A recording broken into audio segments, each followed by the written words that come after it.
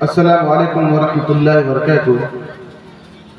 بسم اللہ والصلاة والسلام علی رسول اللہ اما بعد فقد قال اللہ تعالی فی القرآن العزیز اعوذ باللہ من الشیطان الرجیم بسم اللہ الرحمن الرحیم یا ایہا الذین آمنوا کلوا من طیبات ما رزقناکم واشکروا للہ ان کنتم ایاہ تعبدون۔ معزز علماء کرام، ناظم جلسہ اور میرے سامنے بیٹھے ہوئے بزرگان رامپور و نوجوانان رامپور اور مہمانان عظام اور عزیز بچوں اور خواتین اسلام،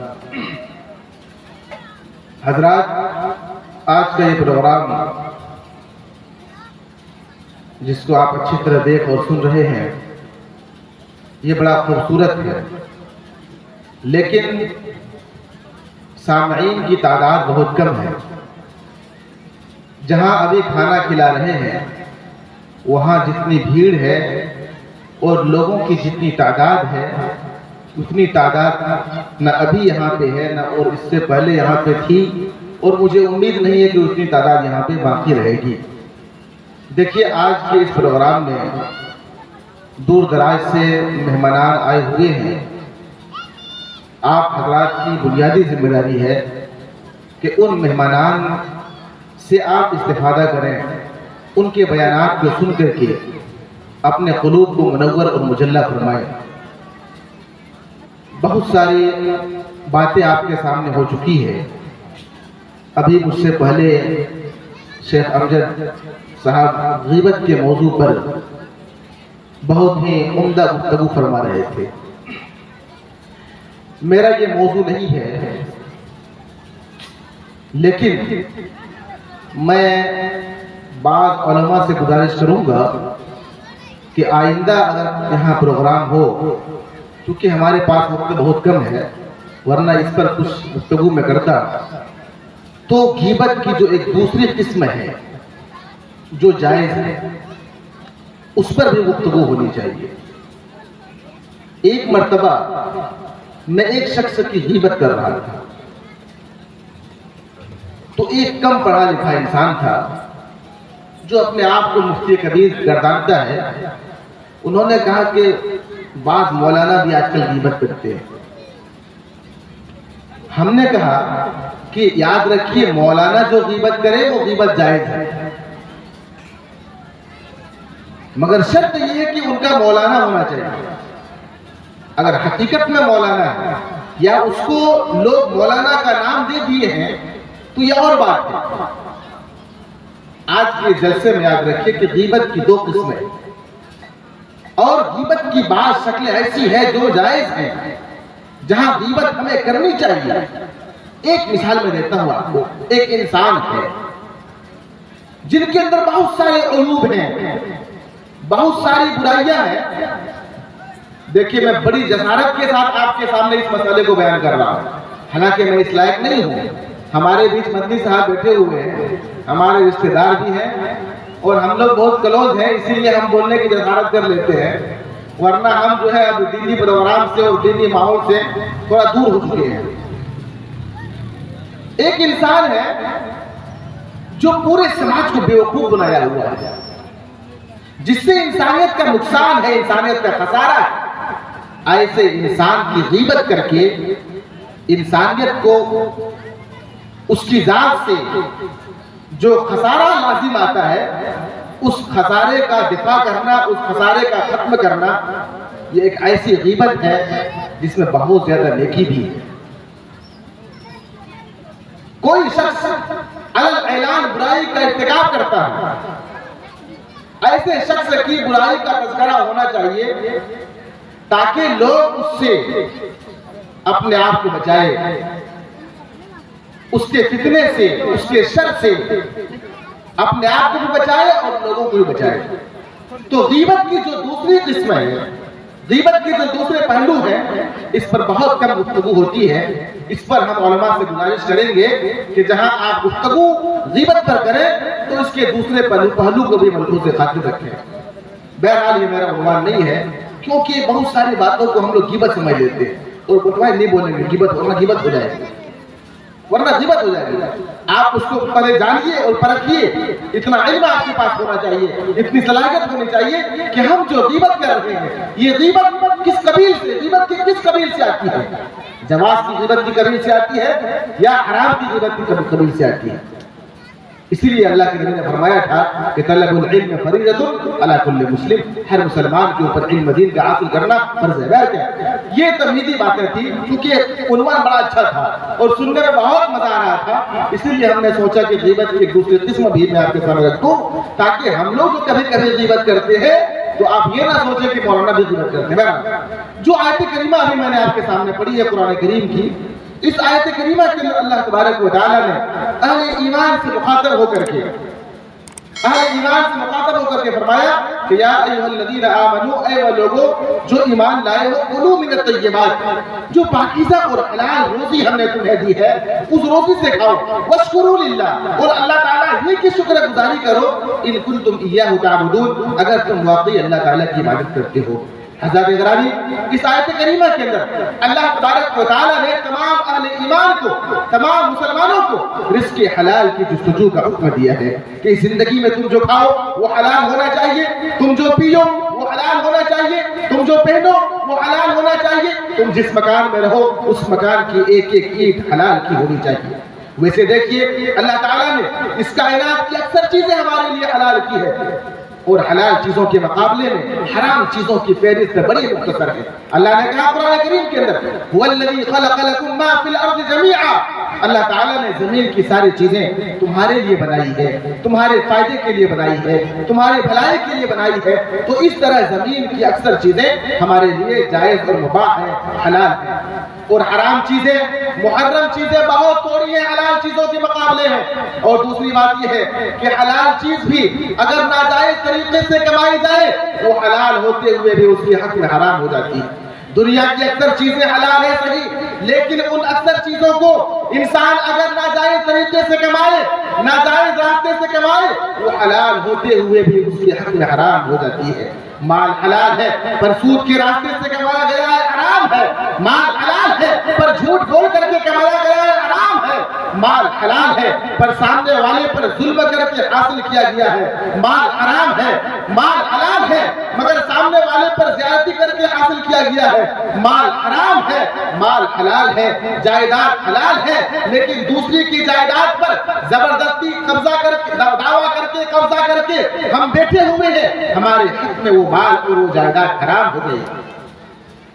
تو اس طرح زمین کی اکثر چیزیں حلال ہیں, لیکن ان اکثر چیزوں کو اگر انسان ناجائز طریقے سے حاصل کرے تو اس کے حق میں حرام ہو جاتی ہے. اسی لیے اللہ تعالیٰ نے قرآن کریم کے اندر فرمایا یا ایھا الذین آمنوا لا تأکلوا اموالکم بینکم بالباطل الا ان تکون تجارۃ عن تراض منکم, اے وہ لوگوں جو ایمان لائے ہو آپس میں ایک دوسرے کا مال ناجائز طریقے سے مت کھاؤ. الا ان تکون تجارۃ, ہاں الا کہ بزنس کرو, تجارت کرو, میرا مال تمہارے پاس جائے اور تمہارا مال میرے پاس آئے, بزنس کے راستے سے, تجارت کے راستے سے, تجارت کے ذریعے سے, یہ بہت اچھی بات ہے. ورنہ یاد رہے تم آپس میں ایک دوسرے کا مال ناجائز طریقے سے ہرگز نہ کھاؤ. حضرات گرامی, قرآن کریم کا مطالعہ کیجئے, آپ کو معلوم ہوگا کہ پیارے نبی اس دنیا کے اندر نبی کریم صلی اللہ علیہ وسلم کی بعثت کے جو مقاصد قرآن بتاتا ہے ان میں سے ایک نمایاں مقصد اور ایک بنیادی مقصد یہ ہے کہ حلال و حرام کی تمیز بتانا. نبی کریم صلی اللہ علیہ وسلم کو اللہ تعالیٰ نے اس دنیا کے اندر جن مقاصد کے لیے بھیجا ہے ان میں سے ایک مقصد ہے لوگوں کو حلال و حرام کی تمیز عطا کرنا, لوگوں کو حلال و حرام کا فرق سمجھانا. چنانچہ 90 پارے سورۃ الاعراف کے اندر اللہ تعالیٰ نے نبی کریم صلی اللہ علیہ وسلم کا تعارف کراتے ہوئے فرمایا الذین یتبعون رسول النبی الامی الذی یجدونہ مکتوبا عندهم فی التوراۃ والانجیل یأمرهم بالمعروف وینہاهم عن المنکر ویحل لهم الطیبات ویحرم علیہم الخبائث. میرا یہ آنے والا آخری رسول جس کا تذکرہ کتب ماضی کی کتابوں کے اندر موجود ہے, جس کا تذکرہ توراۃ کے اندر موجود ہے, جن کا تذکرہ انجیل کے اندر موجود ہے, کیا کرتے ہیں یہ نبی اور رسول اس دنیا کے اندر آ کر کے امر بالمعروف کرتے ہیں, نہی عن المنکر کرتے ہیں, لوگوں کو بتا رہے ہیں, لوگوں کو سکھا رہے ہیں کہ حلال کیا ہے, لوگوں کو بتا رہے ہیں, لوگوں کو سکھا رہے ہیں کہ حرام کیا ہے. یحل لهم الطیبات, یہ نبی اور یہ رسول کے حکم سے لوگوں کے لیے پاکیزہ چیزوں کو حلال کرتے ہیں ہیں وَيُحَرِّمُ عَلَيْهِمُ الْخَبَائِثَ، اور یہ نبی اور یہ رسول اللہ کے اذن سے، اللہ کی مرضی سے، اللہ کے حکم سے بری چیزوں کو لوگوں کے لیے حرام کر رہے ہیں۔ تو حضرات گرامی، اس دنیا کے اندر نبی کریم صلی اللہ علیہ وسلم کی بعثت کے مقاصد میں سے ایک مقصد ہے لوگوں کو حلال و حرام کا فرق سمجھانا۔ اور حضرات، رزق حلال کی اہمیت کو دیکھیے، اللہ کے نبی علیہ السلام نے رزق حلال کو ایک بہت بڑی عبادت قرار دیتے ہوئے جنت کی بشارت سنائی۔ فرمایا کہ جو کماتے ہوئے، بزنس کرتے ہوئے حلال و حرام کا فرق سامنے رکھتا ہے، حرام کے فائدے کو ٹھکرا دیتا ہے اور سچ بول کر کے نقصان کر لیتا ہے اپنا، نبی کریم صلی اللہ علیہ وسلم نے اسے جنت کی بشارت سنائی۔ آپ نے فرمایا کہ من اکل طیبا وعمل سنتی وعمل الناس طوائقہ دخل الجنہ۔ آپ نے فرمایا جو حلال غذا استعمال کرے، جو رزق حلال استعمال کرے، حلال کھانا کھائے، حلال پانی پیے، حلال لباس پہنے اور حلال مکان کے اندر رہے، وعمل فی سنتی، اور جس کا طریقہ میری سنت کے مطابق ہو، جن کا اٹھنا بیٹھنا چلنا پھرنا زندگی کے تمام شعبے میں ہماری زندگی کو فالو کرتا ہے، وَمِنَ النَّاسِ بَوَائِقَهُ، اور اس سے کسی کو تکلیف نہیں ہے، نہ وہ اپنی زبان سے کسی کو تکلیف دیتا ہے، نہ اپنے معاملات سے تکلیف دیتا ہے، نہ اپنے رویے سے تکلیف دیتا ہے، نہ لین دین سے تکلیف دیتا ہے۔ نبی کریم صلی اللہ علیہ وسلم نے فرمایا دخل الجنہ، ایسا آدمی جنت کے اندر داخل ہو جائے گا۔ حضرات گرامی، آپ قرآن کریم کو پڑھیے، نبی کریم صلی اللہ علیہ وسلم کی زندگی احادیث کو پڑھیے، آپ دیکھیں گے کہ رزق حلال کا تذکرہ بار بار جو ہے کتابوں کے اندر موجود ہے۔ نبی کریم صلی اللہ علیہ وسلم نے بار بار، اور اللہ تعالیٰ نے قرآن کریم کے اندر مومنوں کو بار بار رزق حلال استعمال کرنے کا حکم دیا ہے۔ سوال پیدا ہوتا ہے کہ کیوں یہ شریعت جو ہمیں حلال کھانے کا حکم دیتی ہے، حلال پینے کا حکم دیتی ہے، حلال پہننے کا حکم دیتی ہے، حلال جگہ رہنے کا حکم دیتی ہے، کیوں؟ یاد رہے ہماری روزی اور عمل، ہماری روزی اور ہمارا عمل، اس میں بہت گہرا رشتہ ہے۔ جس کی روزی اچھی اس کا عمل اچھا، جس کی روزی خراب اس کا عمل خراب، جس کا رزق حلال اس کا عمل صالح، اور جس کا رزق حرام اس کا عمل صالح ہو نہیں سکتا۔ روزی میں اور عمل میں بہت گہرا رشتہ ہے، بہت گہرا رشتہ ہے۔ عملی زندگی ان کی نکھرتی ہے جن کا لقمہ حلال ہو، عملی زندگی ان کی سنورتی ہے جن کا کھانا حلال ہو، پینا حلال ہو۔ اسی لیے اللہ تعالیٰ نے قرآن کریم کے اندر فرمایا یا ایھا الرسل کلوا من الطیبات واعملوا صالحا، اے پیغمبروں کی جماعت پاکیزہ چیزیں کھاؤ، واعملوا صالحا، اور نیک عمل کیے جاؤ۔ آپ ذرا غور کریں اس آیت کریمہ کے اندر، اللہ تعالیٰ نے انبیاء کی جماعت سے خطاب کر کے فرمایا کہ اے انبیاء کی جماعت، تم پہلے پاکیزہ غذا کھاؤ، پہلے حلال چیزیں کھاؤ، وَاعْمَلُوا صَالِحًا، اس کے بعد نیک عمل کرو۔ اگر ہمارا کھانا حرام، ہمارا پینا حرام، ہمارا پہننا حرام، ہمارا مکان حرام، یاد رہے ہمارے اعمال ہمارے لیے بے سود ہیں، ہمارے اعمال ہمارے لیے بے معنی ہے۔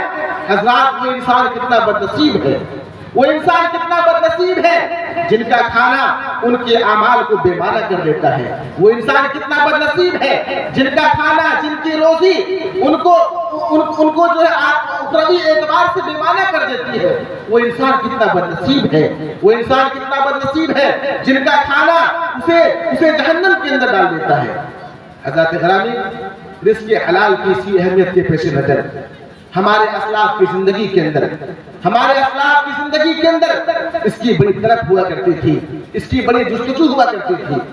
آپ سورہ کہف پڑھتے ہیں، اصحاب کہف وہ چند نوجوان جو اپنے ایمان کے تحفظ کے لیے، اپنے عقیدے کے تحفظ کے لیے، اللہ تعالیٰ کو خوش کرنے کے لیے، اپنے ایمان کے تحفظ کے لیے غار کے اندر سو گئے، اور غار کے اندر چلے گئے۔ اللہ تعالیٰ نے اس پر نیند طاری کر دی اور سوئے رہے۔ کتنے سالوں تک سوئے رہے؟ 309 سال تک 309 سال تک سوئے رہے۔ 309 سال کے بعد جب ان کی آنکھیں کھلتی ہے، بھوک کی شدت محسوس ہوتی ہے، پیاس لگی ہوئی ہے، 309 سال کے بعد اٹھتے ہیں وہ چند نوجوان جو اپنے ایمان اور عقیدے کے تحفظ کی خاطر غار کے اندر پناہ لیے ہوئے تھے۔ 309 سال کے بعد اٹھتے ہیں، بھوک لگی ہوتی ہے، بھوک کی شدت کا پتہ چلتا ہے، وہ آپس میں اپنے ساتھیوں سے کہتے ہیں، اپنے ساتھیوں سے کہتے ہیں، اپنے دوستوں سے کہتے ہیں کہ چاندی کے یہ چند سکے جو ہمارے سامنے موجود ہیں، ہم میں سے کوئی شخص بازار کے اندر جائے، ہم میں سے کوئی شخص بازار کے اندر جائے، یہ چاندی کے چند سکے پڑے ہوئے ہیں، ہم میں سے کوئی شخص بازار کے اندر جائے اور جا کر کے دیکھے انظر ایھا ازکی طعاما، ان کے مارکیٹ کے اندر کھانے کی کون سی حلال چیز مل رہی ہے۔ کیوں؟ اس لیے کہ وہ نوجوان جانتے تھے یہ بازار ان لوگوں کا ہے جو حلال و حرام کے مابین فرق نہیں کرتا، یہ بازار ان لوگوں کا ہے جو رب کے حقوق کے ساتھ بغاوت کرتا ہے، یہ بازار ان لوگوں کا ہے جن کی زندگی میں حلال و حرام کی کوئی تمیز نہیں ہے۔ تو میرے دوست، ایسی صورت میں تم ان کے مارکیٹ کے اندر جا رہے ہو، ان کے بازار کے اندر جا رہے ہو، تو انظر ایھا ازکی طعاما، تم جا کر کے دیکھو کہ ان کے بازار کے اندر کھانے کی کون سی حلال چیز مل رہی ہے، اسے تم تلاش کر کے لاؤ۔ حضرات 309 سال کے بعد جانتے ہیں بھوک لگی ہوئی ہے، ان کی زندگی میں رزق حلال کی کیسی جستجو ہے، اللہ اکبر، کہ سامنے چاندی کے سکے دے کر کے مارکیٹ بھیج رہے ہیں اس تاکید کے ساتھ کہ انظر ایھا ازکی طعاما، جا کر کے دیکھو اس بازار کے اندر کھانے کی کون سی حلال چیزیں مل رہی ہے۔ حضرات گرامی، باتیں بہت زیادہ ہیں، خلاصہ یہ ہے کہ رزق حلال کی بڑی اہمیت ہے۔ اگر ہمارا کھانا حلال ہے، ہمارا پینا حلال ہے، ہمارا پہننا حلال ہے، ہماری رہائش حلال ہے، ہمارا مکان حلال ہے، تب تو ہم اپنے اعمال سے استفادہ کر سکتے ہیں اور ہمارے اعمال ہمارے لیے بامانہ ثابت ہوں گے۔ اور اگر معاملہ اس کے برعکس ہے، معاملہ اس کے اپوزٹ ہے کہ ہمارا کھانا بھی حرام، ہمارا پینا بھی حرام، ہمارا پہننا بھی حرام، ہمارا مکان بھی حرام، تو یاد رہے یہ صفت جو ہے، یہ بدترین صفت جو ہے ہماری عبادتوں کو بے معنی کر دے گی۔ آخرت کے اندر ہمیں یہ ساری صفات، یہ ساری جو ہے صفات رذیلہ ہماری آخرت کو تباہ و برباد کر دے گی۔ تو ضرورت اس بات کی ہے کہ ہم جو بھی لقمہ اپنے حلق کے اندر ڈالیں، بالکل تحقیق کر کے ڈالیں کہ ہم جو کھا رہے ہیں آیا یہ لقمہ ہمارے لیے حلال ہے یا حرام۔ پورے تحقیق اور تفصیل کے ساتھ ہمیں لقمہ اپنے حلق کے اندر ڈالنا ہے، تبھی جا کر کے ہماری نیکیاں قبول ہوگی۔ اللہ تعالیٰ سے دعا ہے کہ اللہ تعالیٰ ہم سب کو رزق حلال استعمال کرنے کی توفیق عطا فرما۔ آمین یا رب العالمین۔ السلام علیکم ورحمۃ اللہ وبرکاتہ۔